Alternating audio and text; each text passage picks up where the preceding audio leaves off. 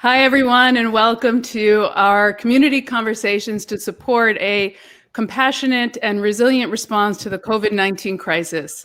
I'm Barrie Risman, and I'm the host and facilitator for this series of live panel discussions with yoga teachers and community leaders to share and come together to connect in community. So I'm going to start by asking those of you that are participating with us, I want to first of all welcome you. And if you can just share in the chat, if you can hear me, that would be great. So we can make sure everyone can hear me.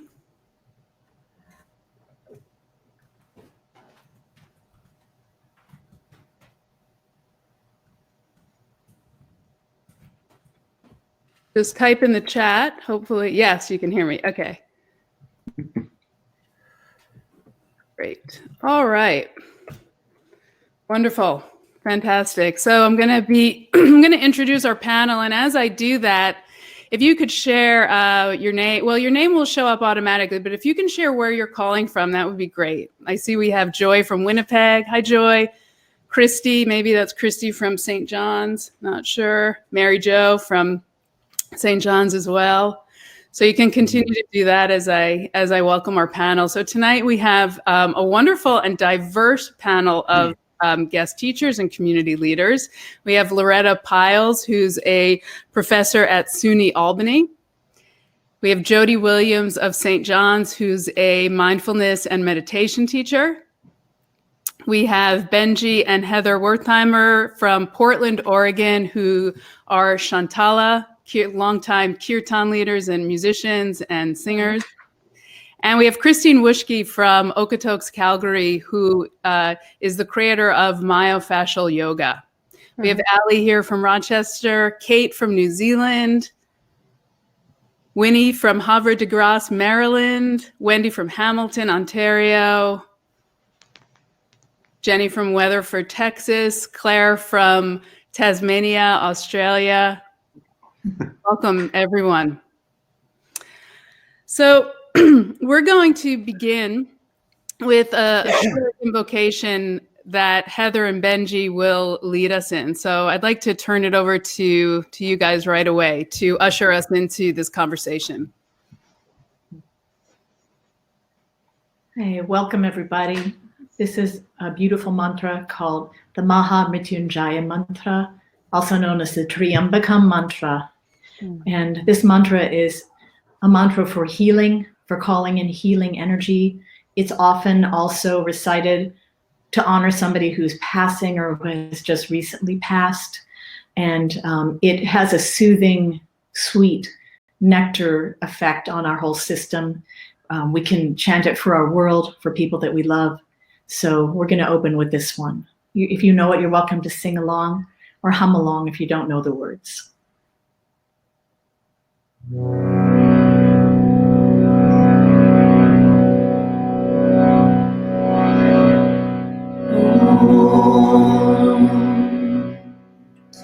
Triambakam yajamare Sugandhim pushtivardhanam Urvarukamiv bandhanam Mrityormukshya mamritata Om Triambakam yajamare Sugandhim pushtivardhanam Urvarukamiv bandhanam Mrityormukshya mamritata Om Triambakam yajamare Sugandhim pushtivardhanam Urvarukamiv bandhanam Mrityormukshya mamritata Om Shanti Shanti Shanti.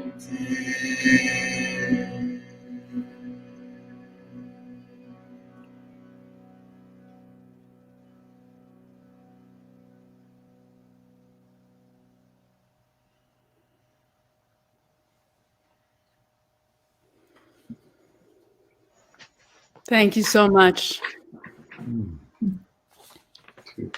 So again, I want to welcome everyone to our conversation. These conversations came together really quickly just over the past couple days. I was just sitting at home over the weekend feeling the enormity of our reality, the reality we've all kind of been thrown into over the past few weeks. And I just thought of all the great people I know and how great it would be to just sit down together and share and give space to talk about what each of us were going through and what understandings from our years of practice and study were really coming in to support us right now, because we all know that, you know, it's times like this that we do our yoga for. Right. So I just reached out to a bunch of people and everyone wanted to do it. I want to acknowledge that all of us that are here on the panel tonight and everyone through the week, there is, I want to acknowledge the privilege that we have of being in a position to be able to sit down and talk about this and converse about this and be with each other. It is a privilege to be with each other. A lot of the teachers that I reached out to wanted to be with us, but they're just simply too overwhelmed trying to get their teaching online, and you know, number of other reasons. So I just want to say that at the outset that we all recognize, I think, the privilege we have in coming together in this way, and the intention is really to just be able to plant the seeds for everyone listening that has their own communities to be able to go back and create these kinds of conversations and supportive spaces that we are all so in need of right now and will continue to be in the weeks and months to come. So before we jump into our discussion, the other thing I want to say is everyone participating has access to the chat dialogue. And so that will be the way that we really invite you to participate. You can share whatever comes up for you, whatever questions arise. And I will do my best to facilitate that and to bring forward whatever you write and whatever you ask to the conversation tonight. Okay, so let's get started. When I wrote up the description to this event, I came up with 4 questions. How can our practices serve us right now? How can we best serve others? What are the creative solutions we're coming up with to continue to support our communities? And what are our challenges? And, you know, actually in the first 2, this is the third of 4 discussions. And in the first 2 panels, we really only got to the first 2 questions, which I think is really fine and appropriate because there's a lot to say just about that. So I'd like to start with inviting our panel each to answer that first question and to begin, if you would, just by sharing what's going on for you in your life, in your reality today, in your neighborhood, in your community, in your work, whatever aspect of that you would like to share with us. And also, what is one understanding that is supporting you today? So, Loretta, would you like to start?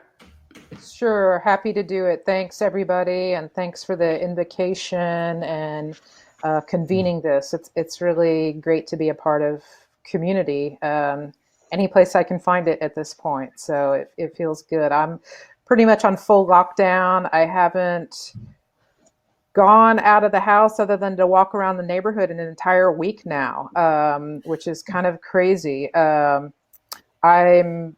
work full-time as a university professor of social work. And so, as probably some people know, universities are kind of in the process of transitioning to all online learning, and students have been sent home. And interestingly, I actually already was teaching online for the most part this semester. So the transition is actually fairly easy for me. I teach one of the courses I teach Masters of Social Work students. So these are students getting their MSWs.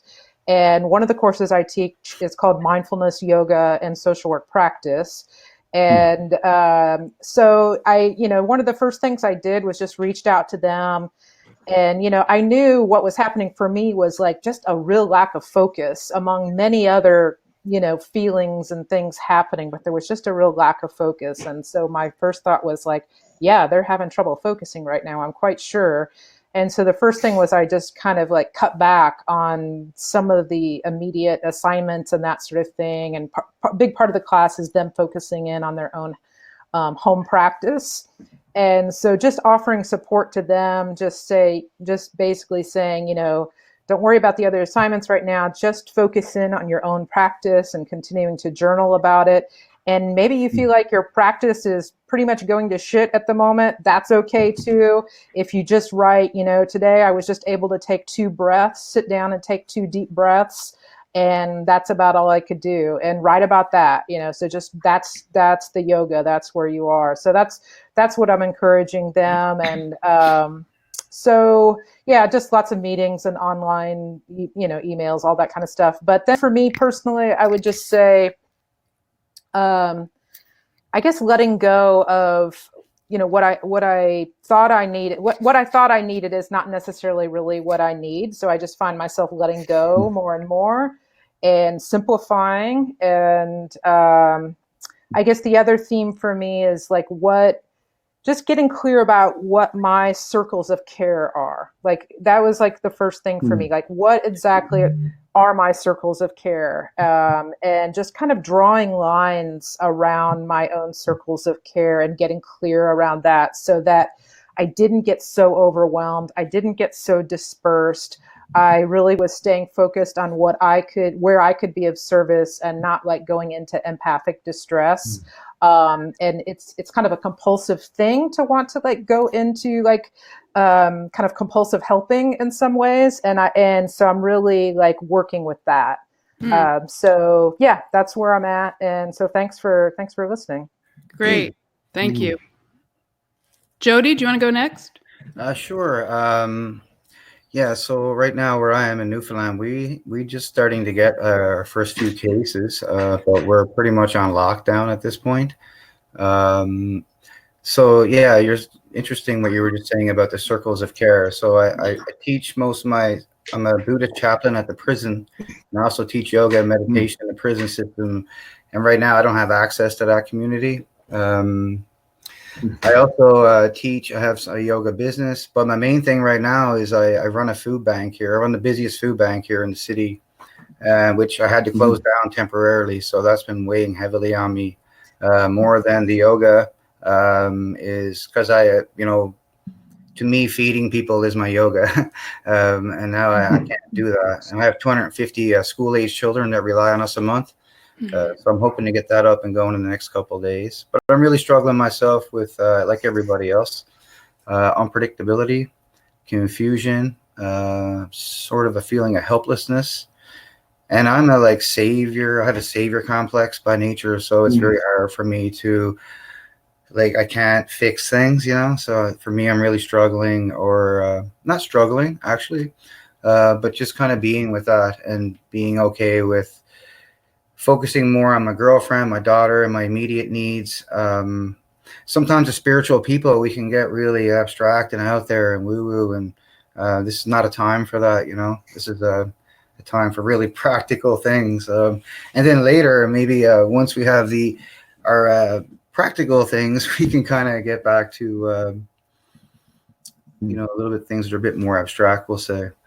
So, I've been really looking at, I have a lot of fear coming up for me, I guess. I guess everybody's probably having fear.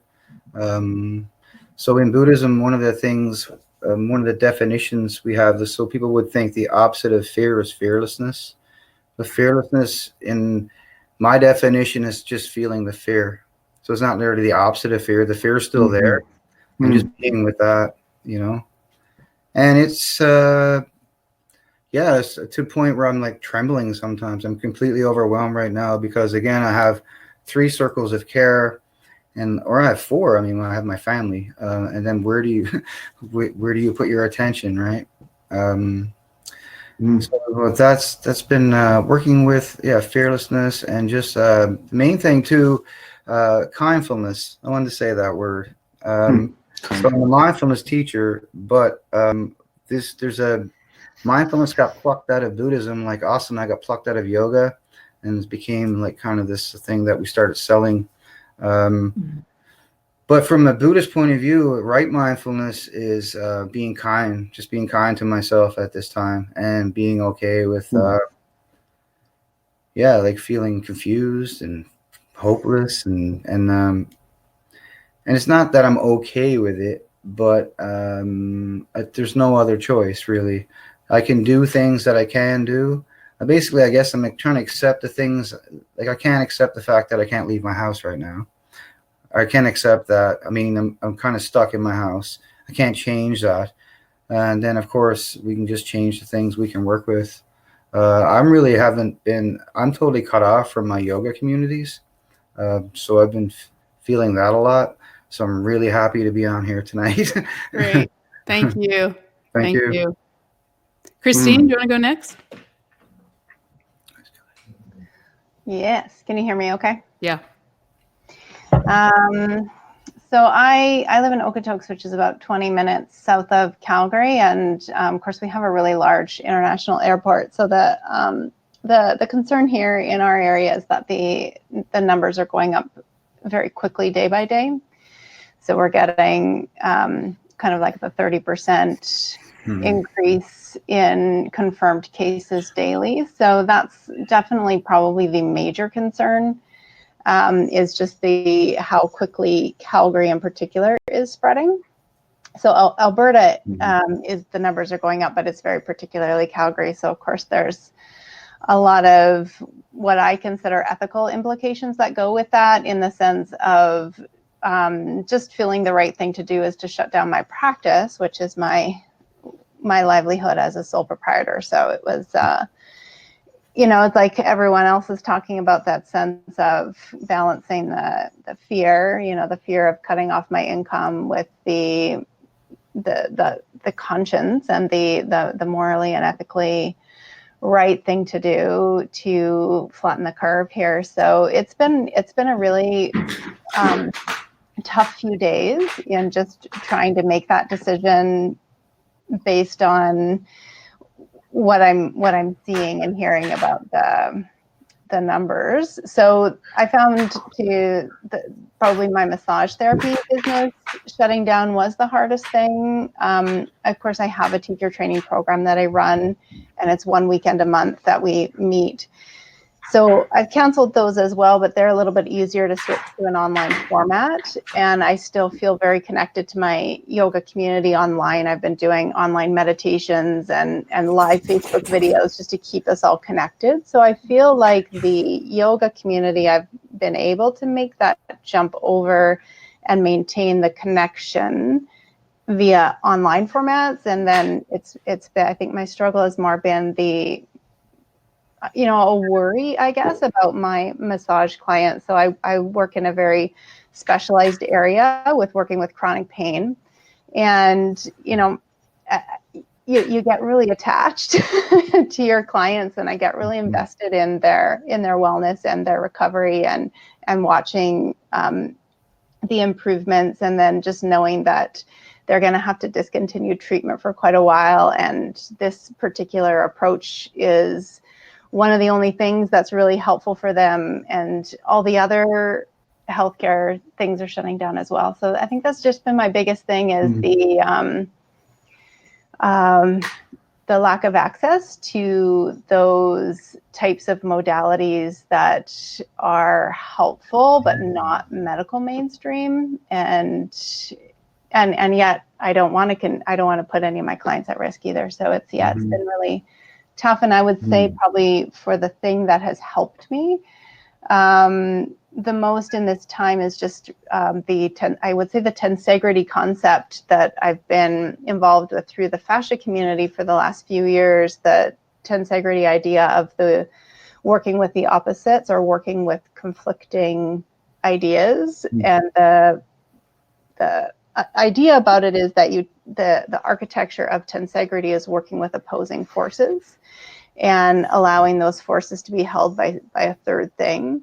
And that, so when I think about the tensegrity concept in terms of my mental state or my emotional state or just what's going on in my life, there's a lot of opposites.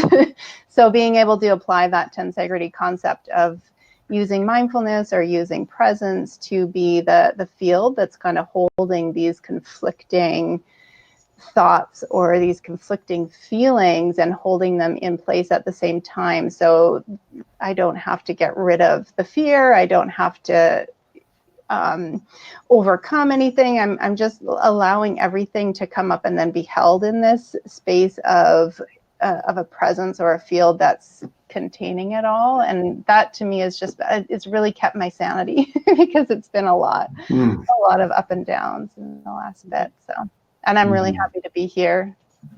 Thanks for the invite. Thank you. Thank you. Thank you for sharing. Benjy and Heather. Well, we've had really quite a couple of weeks. You know, we were on our way to be in India for a month. And Benjy started getting this really strong feeling, and maybe he'll want to speak to this in his section, that we shouldn't go. And so we basically got up to the airline counter and then never got on the plane. And, you know, that was really a big adjustment for me. It was really hard. We had to come home and tell our house sitters that we weren't actually leaving for a month. And that, you know, was just the beginning. But about 2 hours later, we found out that the first tour we were going to be on was canceling. And so basically we would have gone there, had everything cancel, had none of the people we were going to be with be able to get there, and then had trouble getting home. So I'm so really grateful for Benjy's intuition. You know, we're touring kirtan musicians. We've been touring for almost 20 years now. And the touring lifestyle is really, really challenging for me. And so I've always longed to be home. And this is the first time in about 20 years that I'm actually home and not having any idea when I'm going to be going somewhere again. And so it's been a weird juxtaposition for me because there's really so much suffering. And really, I feel where we are right now, we're kind of in the calm before the storm. And so it's a beautiful springtime here. Flowers are blooming. We're out walking the dog. We're in the woods. I'm sinking deep into my practices. Also, I'm on the verge of canceling our whole spring tour. And so all of our touring work is now up in the air. We're fortunate in that we have some streaming income and royalties, which will probably mostly help us get through the time financially. And so in that way, we're really, really fortunate. We hope that's the case. So it hasn't actually, the money hasn't actually arrived since we've been home, but, you know, we'll see what will happen. So it's really a lot of letting go, a lot of surrender, and also being open to the gifts of the time.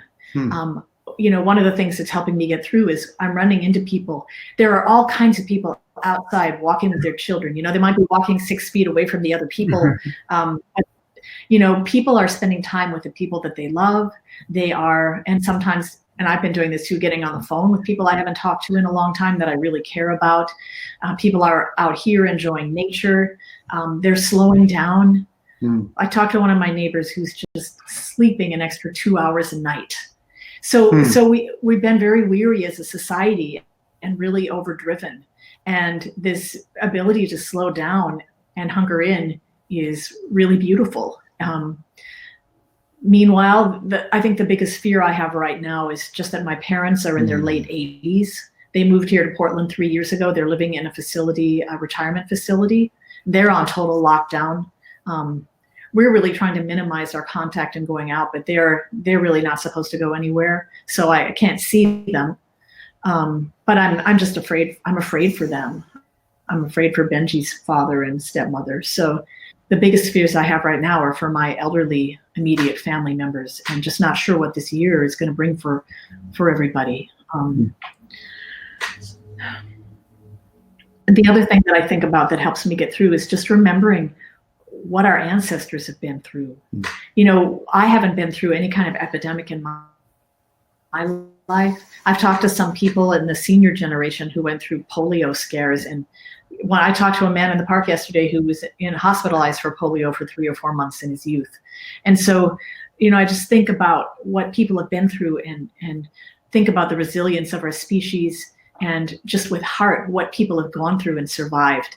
And it helps me keep some perspective on what we're going through now. I'm incredibly grateful to have the practices I have. And I think we're going to come back and talk more about that in a bit.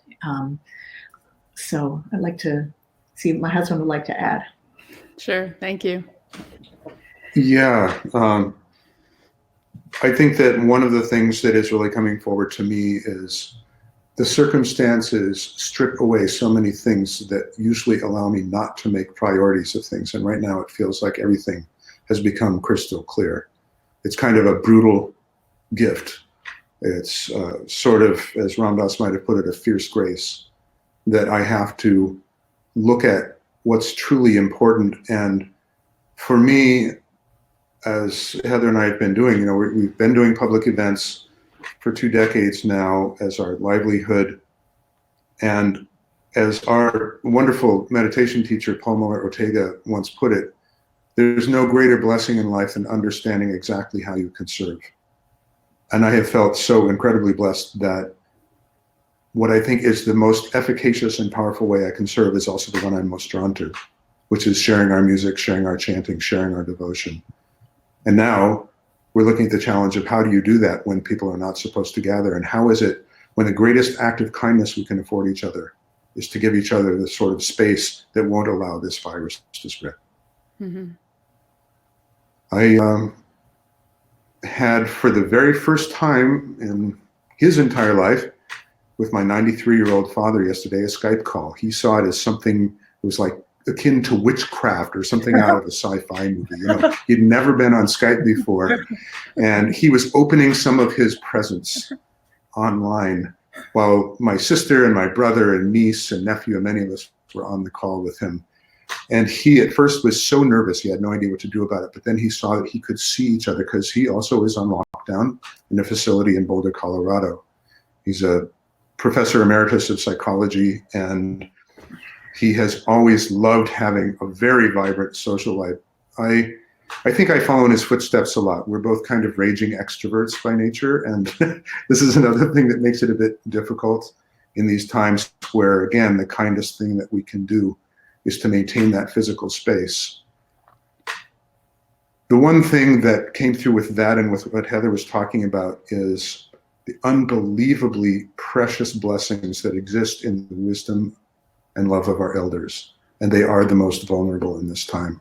Mm-hmm. And so I think it's a time for us to step up into the greatest awareness that we really should have at all times. And we've seen coming up really slowly with these longer term things like climate change, of understanding the impact of our actions, not just on ourselves or am I going to get sick, but how many people down the line with an exponential increase that happens with this virus, and the kind of exponential increases that happen even as we see the things in that longer term issue of climate change. It's an opportunity for us to take a hard, cold look at the impact of our actions and how is it, again, that we can best serve not just ourselves, but all of our brothers and sisters around the world and the generations to come, and the generations who are perhaps on the brink of leaving us, and especially now more vulnerable than ever. I'm so grateful for music because there's nothing that centers me more profoundly than diving into the first yoga I ever learned, which is the yoga of music, the Nada yoga that I was taught by my gurus in the Indian classical music tradition.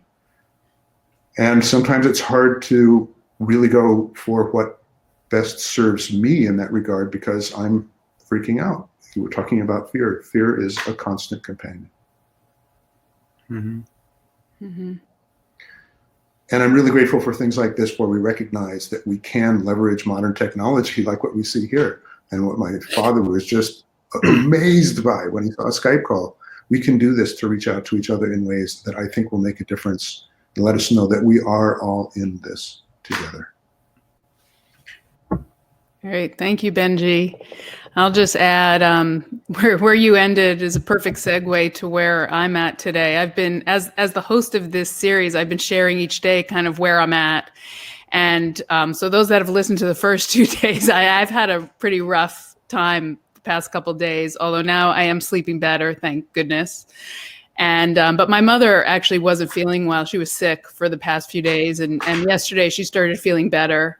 So I'm just so, today I'm feeling really grateful in that sense of like what you were sharing, Benjy, how circumstances like this just bring us to what is most essential.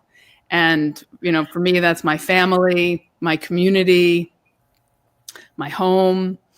So even though the past few days have been filled with a lot of anger, a lot of sadness, a lot of fear, and I go through all those every day. I think what's really strong for me now is just that sense of gratitude and gratitude, not in, everything's going to be okay, but just gratitude in the sense that I'm able to connect to the feeling that we're all in this together. And that gives me a lot of comfort and hope, because like I was talking to my mother on the phone today, and it's her second day of actually feeling better. And she said, people are so nice. She lives alone. She's fully self-sufficient, but she lives in a condo development, like a community. And she said, I went out to get the mail yesterday, and today my neighbor that I saw called me to tell me she was going out for food and could she get me anything. And my other neighbor called, and the woman that I usually go to the gym just called to check on me and say that her and her husband could come over and spend time with me. And so it was,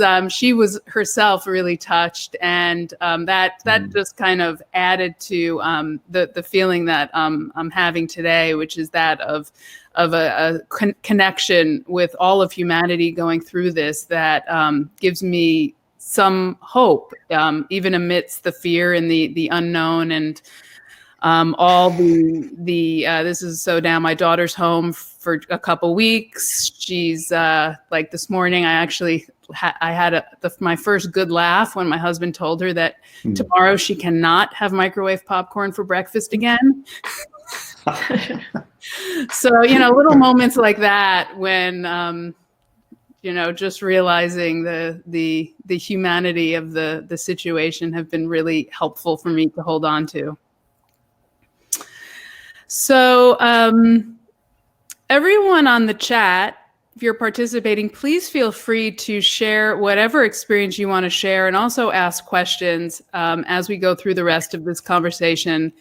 And Jody, I want to come back to something you shared with me earlier today, which is that you wanted to really talk. You're a Buddhist chaplain in the largest, the only men's prison, I think, in St. John's. And so you work with that population a lot. And I think there's a lot we can learn from that population about how to deal with isolation and boredom.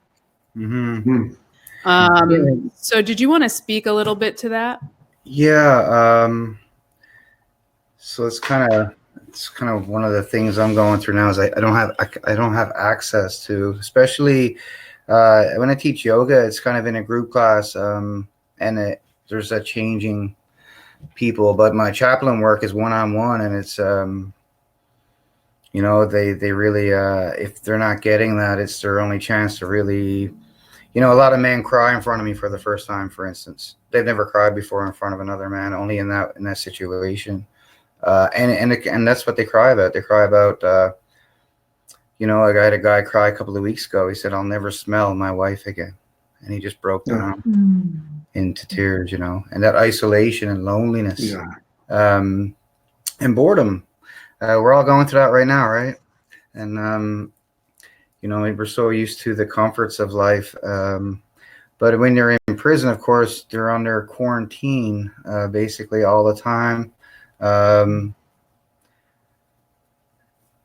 there's fear. I mean, in prison, you don't, like even when I teach yoga, it's very hard for them to shut their eyes during Shavasana and just to be in a room with other people and not be afraid someone's going to punch them in the face.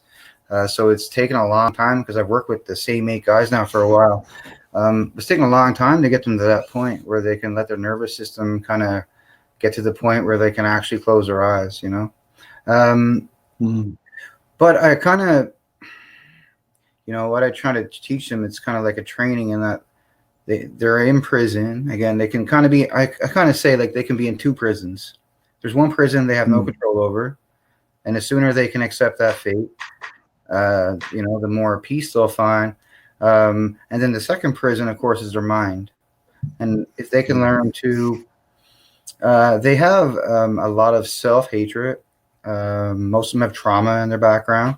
So really low sense of self-worth. And we're just working with that. And again, just teaching them to, I think a lot of it is just accepting again, there's things we just can't change in life. And the sooner we can accept them, and I don't mean being a doormat, or certainly like in Buddhism, a lot of people might think we're kind of pacifists, but, or, you know, so even being mindful, when you teach people mindfulness, it's accepting the present moment, but that doesn't mean we don't make changes or, you know, but we got to take a really serious look at our situation and be honest with ourselves. There's some things we can change and some things we can't.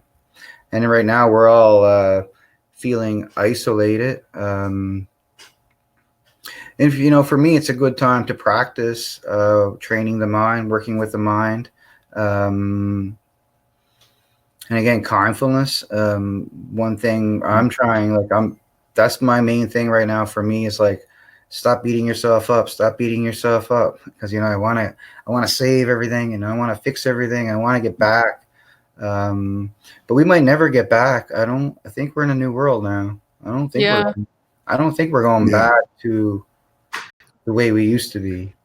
But I think, and it teaches us to them in prison too, you know, like our superpower as humans is the ability to adapt. And that's what's gotten us here. Even to now as a species, was our ability to adapt. And of course, one of the things the Buddha talked about a lot was impermanence or change. You know, and suffering really is about not wanting the present moment to kind of be what it is. We want to change the present moment somehow. So yeah, just, you know, and again, we're all feeling that, but you know, in prison, it's a lot different. You know, I come from a real privileged, I'm not in prison. I mean, at some point I'll be leaving my house. So it's easier for me to practice that. But the practices I give them, you know, are a lot of just grounding techniques, just working mostly like walking with their feet, because you can't really meditate in prison. Men have to do this posturing thing. Like when I first started teaching yoga, there was only 2 people in the yoga would show up. And then as they started seeing the benefits and the other prisoners saw the benefits of those doing it, now I have a wait list to get into the yoga class. But like for them to meditate, like in prison, there's 24 hours of noise. And in the nighttime, it actually gets noisier.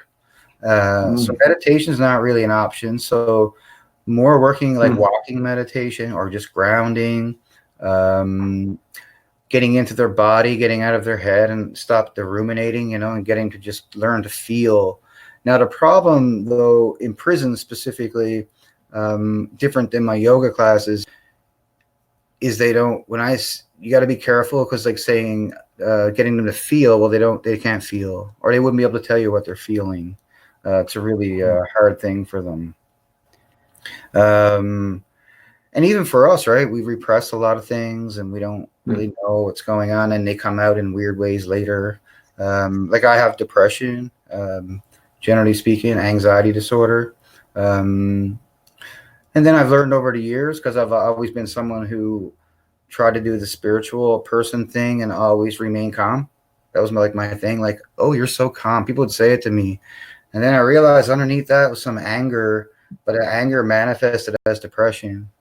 You know, so you know, we can the more honestly we can look at our emotions and ourselves and get a real clear picture, and then we can get a diagnosis, and then from there maybe we can start to take steps. But without that diagnosis, same as a doctor, really, we can't really have any medicine until we kind of know I guess we're kind of experiencing that right now, and that we don't have a vaccine.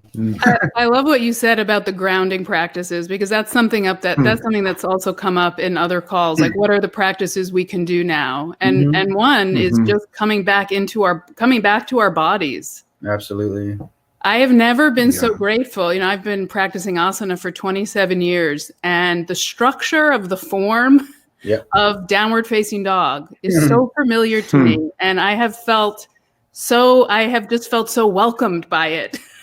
Yeah. You know, so I'm wondering for all of you in this moment of shattering, what are the practices?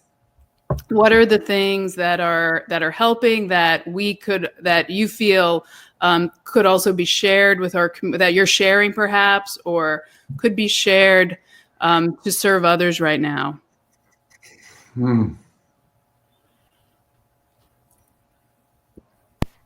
I would just jump in briefly just to say that for me, loving kindness practice is really what is appearing for me in this moment. And of course, you know, always starting with myself and then extending it outward. And, you know, certainly the people that are part of my circle, but definitely for people working on the front lines right now, medical professionals, and of course, people who are victims. And really, that's something that I really feel I can do. And and that, you know, in relation to prayer as well, as really just powerful forms right now. Just anything that's in the heart that brings me home to like the grace of the heart, awareness in the heart, awareness of awareness, anything that's just taking me deeper is really kind of where I'm at in the moment. And I would say the other thing is definitely getting outside, being in nature,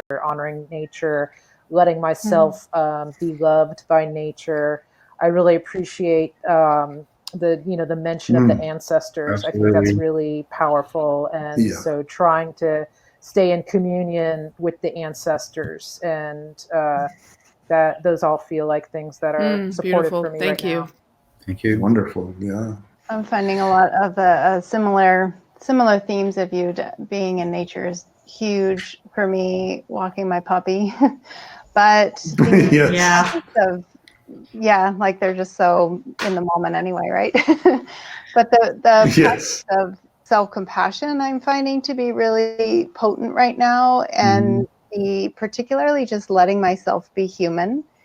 And kind of like what you were talking about, Jody, with the whole how we can get into this spiritual person trap a little bit, and then it becomes a bit of a feedback loop in the sense that you almost paint yourself into a corner with, now I can't feel these normal human responses, or I can't respond in normal human ways. And I think that self-compassion is really where that comes in, that you don't have to spiritually bypass the fear that comes up, or if anger comes up or whatever comes up, is that sense of, you get to be here too.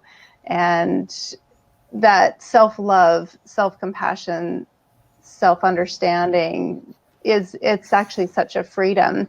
And then I think it frees me up too to be more patient with what I'm seeing in the news, and more patient with how I'm seeing other people responding. So I really I'm noticing a spiritual bypassing theme a little bit around it, like here, and and it's like it's a little bit of that, so I want to be able to meet everything that's coming up, what I see in myself and collectively, and really normalize that, we're having a human response to this really hard situation. And even just to take that moment of like, Christine, this is really hard. Yeah. And to give that compassion to myself and soothe myself in that way, and then offer that to the community too. So that's really been my go-to. One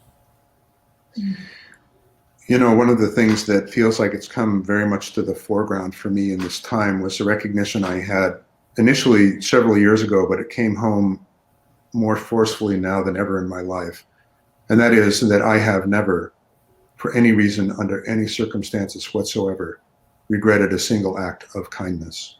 When you talk about kindfulness, when you talk about the opportunities to serve that show up for us, I recognize that I'm being called by this, as we all are, to be as kind and generous with each other as we possibly can. And also, I think with the topic of spiritual bypassing coming up, sometimes it's been very difficult for me when I see things that are out there on social media that are very clearly moving people in directions that in practical terms are dangerous at best. And how is it that we most lovingly show up to do that?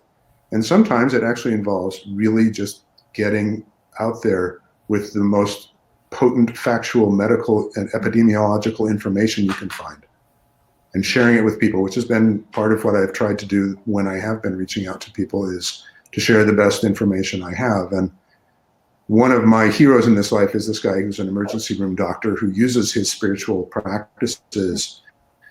He used them very effectively in his 20 years of running the busiest emergency room in Cleveland, Ohio. You can imagine what that environment was like. And now he is sharing incredible deep truths with people about what's going on. And I try to find these streams of information and share them readily, because that kind of information and then taking action on that information and not spiritually bypassing is one of the best gifts we can give each other. Right. One of the things that I'm really wanting to practice with other people is listening. Like with Benjy, like even today we had this check-in, how are you doing today? Not doing very well today. We just are trying to check in with each other, but also with people on the phone, people that I run into on the street, and just really listen and really hear what's going on. And I think that extending that sort of thing to myself, really deep acceptance. I also have a great deal of anxiety at times, and I've always found that the best way to encounter that is to just wade in with acceptance and to do my best to actually open to it and sink into it, rather than try to manage or control it, which never works. It just makes it worse. So those are a couple of the things that have been good for me. And then my practice, I just am really, really grateful to be able to meditate, to be able to chant. In meditation, I feel that, well, first of all, I always feel more of whatever it is that I'm feeling. And then as I sink into the practice more, I am more and more in contact with the deepest part of myself, which is sort of like deeper in the ocean, beneath the waves, the part of myself that is more my essence rather than what's happening on the surface. And that to me always is blissful and peaceful, but we only get there by going through the accepting the waves on the surface and really being present with those waves. And then having a deeper inquiry, who is this deepest self that I am, that I can anchor into? And so I feel really grateful for that. I'm grateful in this time that I've made a commitment, now that I can't go to the gym, to do asana every day, which has been sort of my neglected child the last 10 years. And then to sing every day, to sing at night, to chant. We chant the Hanuman Chalisa before bedtime often, and just every day, to just make some time every day to do all of those things, which usually I can make excuses not to do them. And now I'm just home. So I really need to do the things that I want to do and that I love. And there's really no reason not to do them. Right. So I just wanted to chime in one last thing too, is where we're talking to you from is our recording studio in our house. And I, when everything got completely upended after supposedly going on a pilgrimage in India for a little over 2 weeks and then leading a pilgrimage to the foothills of the Himalaya with one of our beloved friends, when that went belly up, I asked myself the question, what is the best way that I can be of service now? And fortunately it was crystal clear, which was essentially chaining myself to the mixing desk here and trying to release as much music as I can, to try to share as much beauty and hope and love as I possibly can in these times. And especially to help show up those people who are on the front lines, those people who are stocking the shelves, the people who are checking us out at the grocery store, heroic, the people who are on the front lines in the medical profession, whether they're nurses or doctors or the people who are running ambulances, any of them. It's one way that I can serve, and it's always my hope that it will support those people who are on the front lines and all the people who are in doubt, in pain, in fear, and give them another place where they can rest their awareness for a while, where maybe it feels a little more at home. Mm-hmm. and more deeply connected to love and source. Mm-hmm. We're going to just kind of keep putting out as much music as we can right now to offer the world. And I also want to spend more time writing music. Beautiful.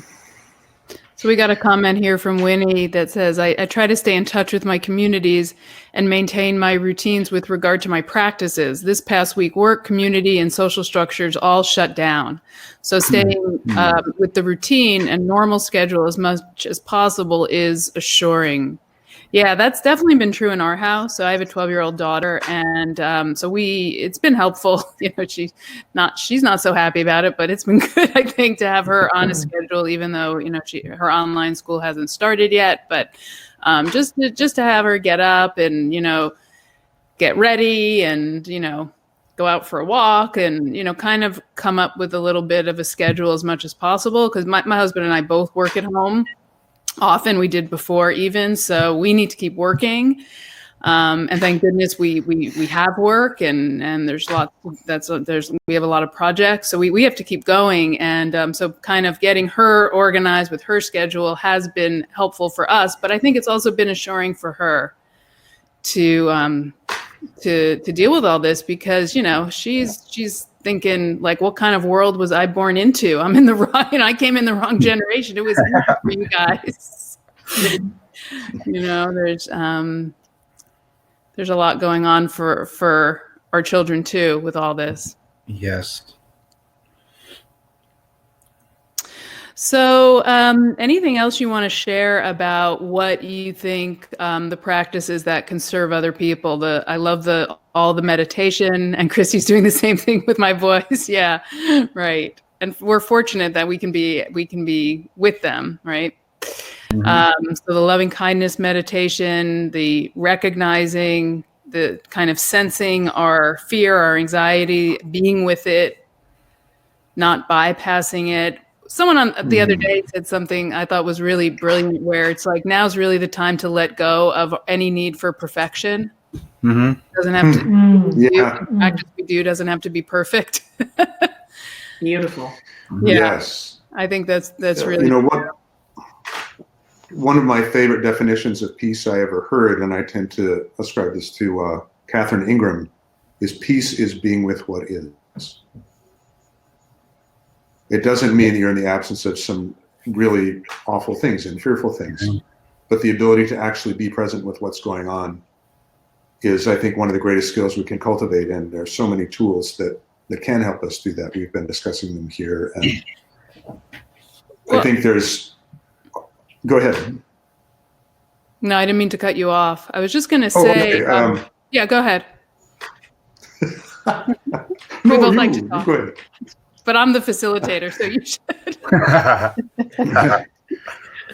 Well, you're the boss. You're the boss. I guess what comes to me in this time, over the 2 years that we've been sharing our practices with people on the road, what's apparent to me over and over again is that each and every one of us has a totally unique set of qualities, propensities, and gifts that allow us to serve as only that we can.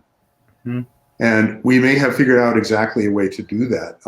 There's this beautiful book by Stephen Cope called The Great Work of Your Life, where he talks about sometimes that changes. It must change because of circumstances beyond our control, or we are no longer in alignment with a path that may have worked perfectly well before. Mm-hmm. And I think this time is challenging us again to see, what is it that I, with all the things that I might be able to serve with, can now do to maximize, to leverage whatever it is I can do to help myself and other people through this time. It's a very important question, and I have to say I've been kind of obsessing about it most of the time, and I keep coming back for the time being to the same answer. To try to follow Leonard Bernstein's advice, he said, this will be our response to violence. Now, of course, this was violence between humans, but I also feel that we are facing something that some people have called it a war against an unseen enemy. Our response is to make our music with more passion, more beauty than ever before. That, for me, feels like the path, and I think each and every one of us, if we dig deep inside ourselves, can find a similar pathway with which we uniquely can serve. And it's a time to step up. There's no question about it. I'd like to chime in or did you want to go? Go ahead, Loretta. No, go ahead. Okay. Yeah, I was going to say that, in my career as a university researcher for 15 years, I've been focusing on, besides kind of the body, mind, spirit stuff, I've also been focusing on studying disasters. So I've studied disasters for the last 15 years, particularly the Hurricane Katrina in 2005 and the Haiti earthquake in 2010. And, what we're seeing now is very reminiscent of those things. It's very familiar. I was a Hurricane Katrina survivor. I was living in New Orleans at the time. And the feelings that have been coming up in the last week or two are just very familiar. It's like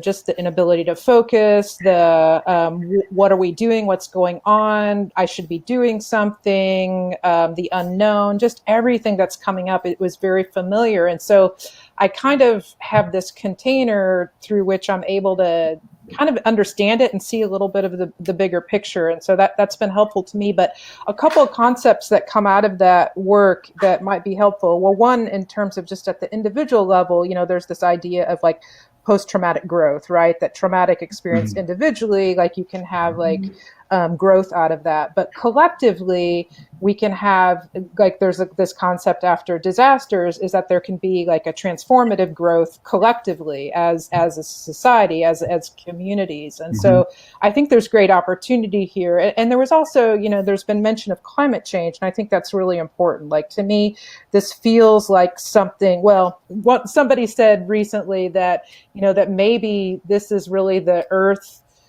speaking to us, right? That this is the Earth in pain and speaking to us and speaking through us, and that that what we're doing now is an opportunity to reflect on climate change and how we might want to change in that regard. And I want to just bring up the work of a guy named Jem Bendell, and I'll type it in the notes if that's helpful, or in the chat. Jem Bendell is a UK environmental scientist who talked about this idea of deep adaptation.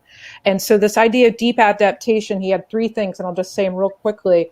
They're resilience, relinquishment, and restoration. And I'll just leave them as an inquiry for us. So the resilience is, what do we want to keep? What is it right now that we have that we want to keep? And we've talked about the relations and our practices and even technology. I think we want to keep technology, right? It's helping us. And then these are individual and collective inquiries. So there's the resilience, and then the second piece is relinquishment. What do we give up? What do we need to give up to not make matters worse? Okay. So one is, what do we need to keep? Second, it is the resilience. The second is relinquishment. What do we want? What do we need to give up so we won't make matters worse? And then three, restoration. What do we need to draw from the past that we need to reclaim? What is it that our ancestors knew that we need to go back and learn and keep? So those three inquiries for me, again, individually and collectively, are something that's, on my mind in this moment. That's beautiful. Thank you. And I think that's very helpful framework, Loretta, for what you were talking about, Benjy, which I think really captures the tension I'm kind of feeling right now is, how can I be of service? Like, everything's changing so quickly every day. It's like we're like in a free fall. We don't know yet. And so I feel like those three qualities, thank you very much for sharing that, because I feel like those three qualities, those are really good inquiries to guide that question of how we can, our right action, right? What is our dharma? What is the way we are meant to serve in this situation? Great. Yeah, and I think maybe just to jump in and say too, that we can really use social media in a positive way through this, that one of my mentors says, no matter what the problem is, community is the answer. And I really believe that 100%. And right now we can't be gathering. So our source of community needs to be online. And so I think it's just so important to find ways to create community through this and just find ways to connect. I love what you're doing, this idea of connecting the yoga community in this way.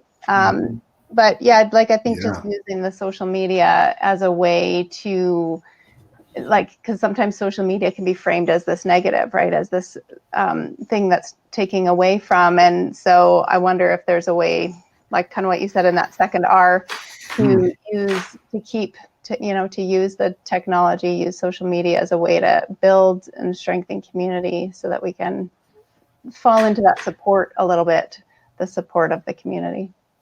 Yeah, sure. It's certainly Yeah. been really helpful for me. I know a lot of people, I know everyone's handling it in the way that works best for them. For some people, it's really overwhelming.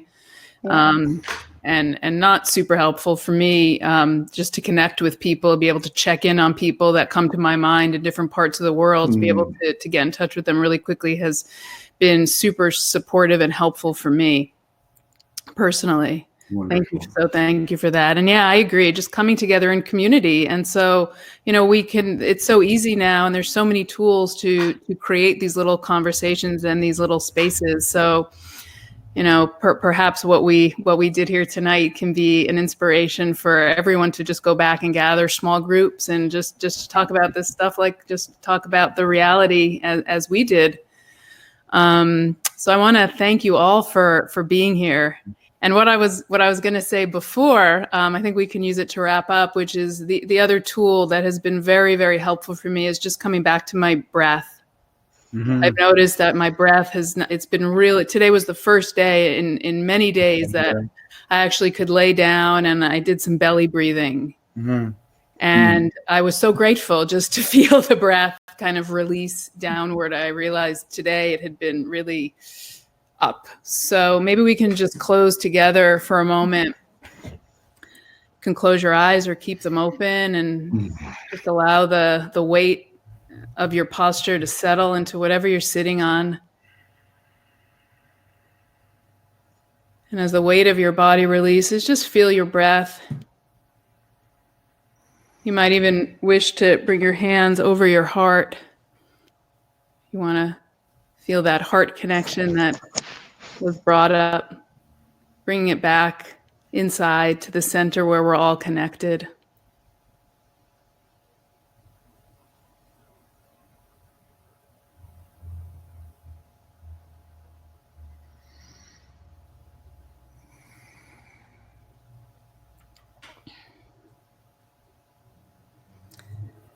And if you wish, you can bring your hands together in front of your heart.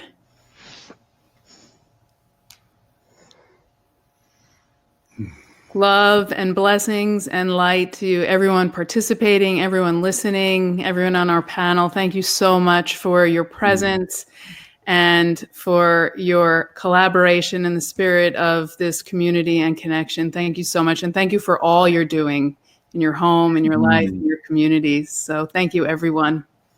Namaste. Thank you, Barrie. Thank you so much. Namaste. Have a good night, everyone. Take care. Bye. Bye. Bye.